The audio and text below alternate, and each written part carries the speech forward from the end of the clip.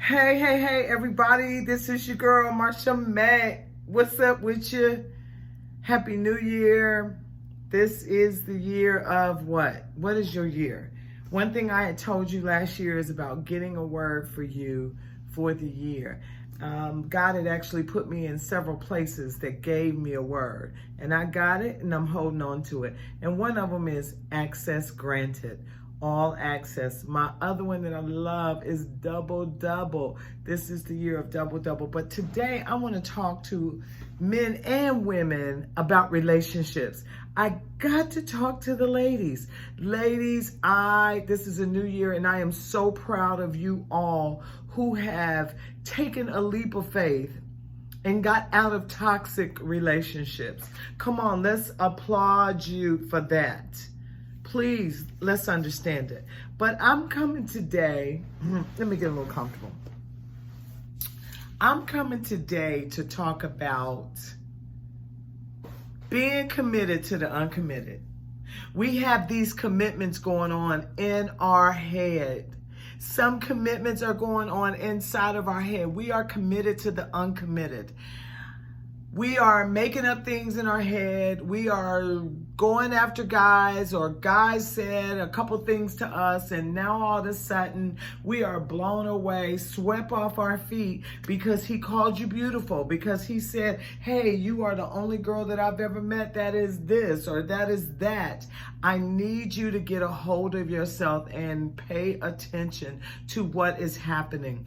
In the last couple weeks, I have talked to several women that are in these relationships, and not only have they got in some toxic relationships that they don't even realize is toxic, but number uno, what's more mucho important is the fact that now you have had to seek counseling. You have had to seek help. And I'm glad you did that, but I am very distraught that you have went and got yourself in a relationship when you're the only one that's committed.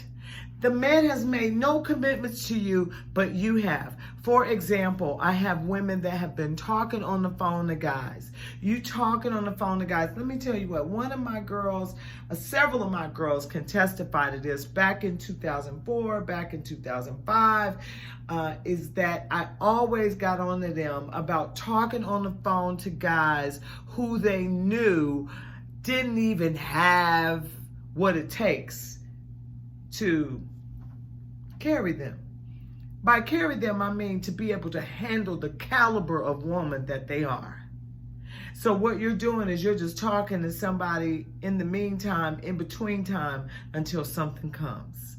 That is a very bad mistake, because one thing about it is the brother knows what he's doing, and what he's doing is he's trying to get in your head. And once he get in your head, we call that cerebral.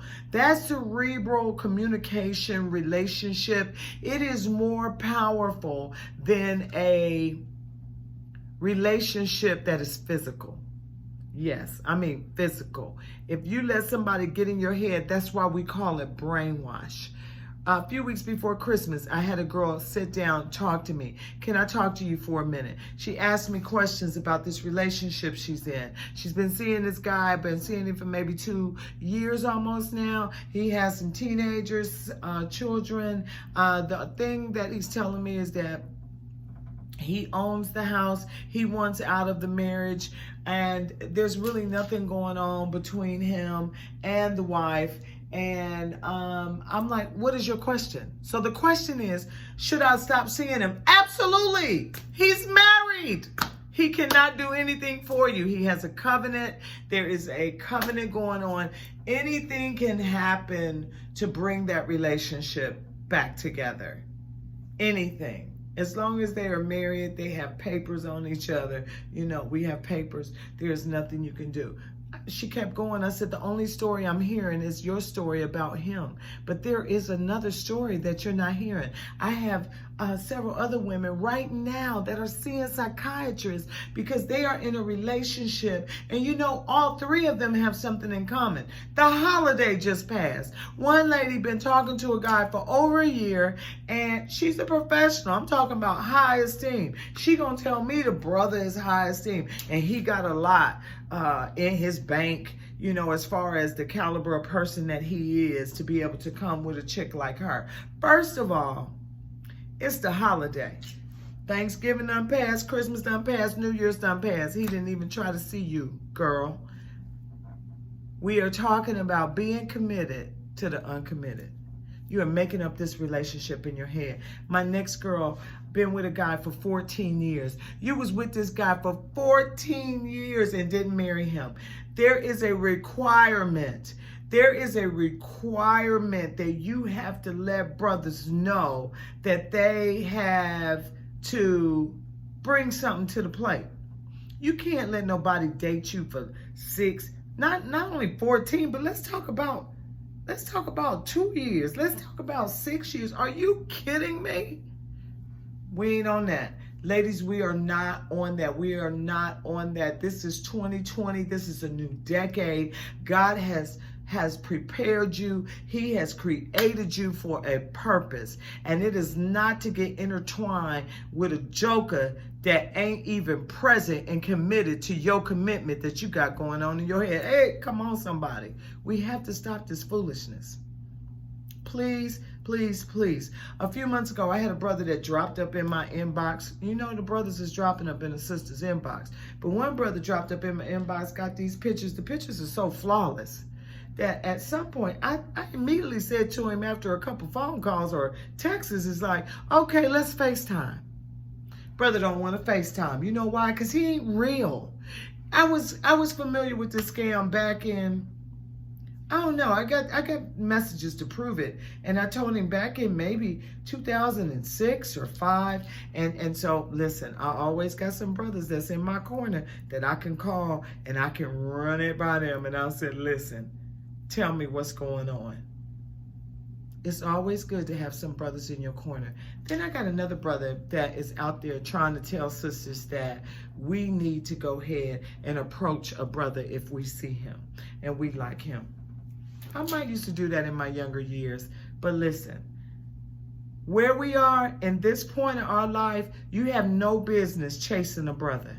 You have no business. He said, oh, it's just about being friends. But one thing about that is once you make that initial contact or let the brother know you're interested, you don't know what state of mind he is. He might not be a kingdom brother. We're looking for kingdom brothers that have kingdom interests. You understand? He might be a brother that's still out there, that's into playing the field. Nobody has time for that, ladies. Being committed to the uncommitted. This is 2020. You have no time to be distracted. You have goals, vision, dreams. We have things that we are trying to take care of. So listen now, ladies. I'm going to need you to get real and get with it. Stop being desperate. You are not desperate. You want the best of what God has for you.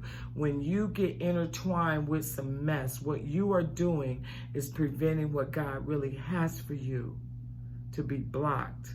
You know, you heard about them blockers? That's a blocker.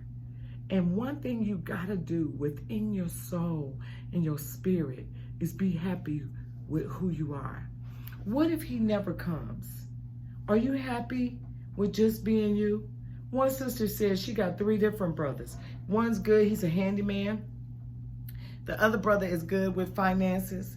And the other brother, you know, he can rock her world. Let's just be real.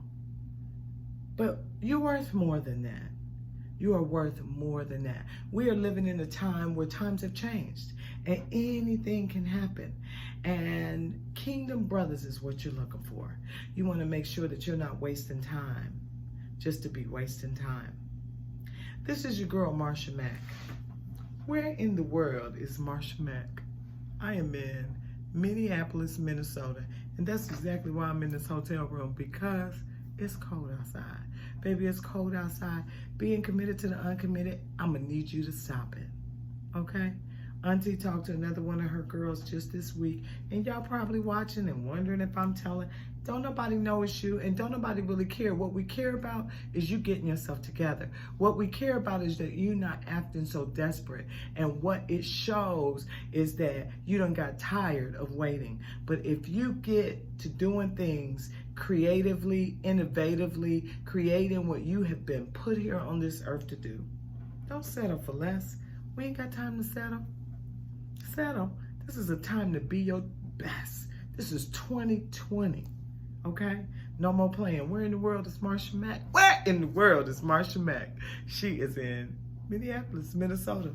This is your girl. Till next time. This is The Good Life in Motion. All right, ladies, you heard me. Don't be tripped up by these brothers because you're tripping. Tie your shoelaces. Come on. Peace. Till next time. I'm out.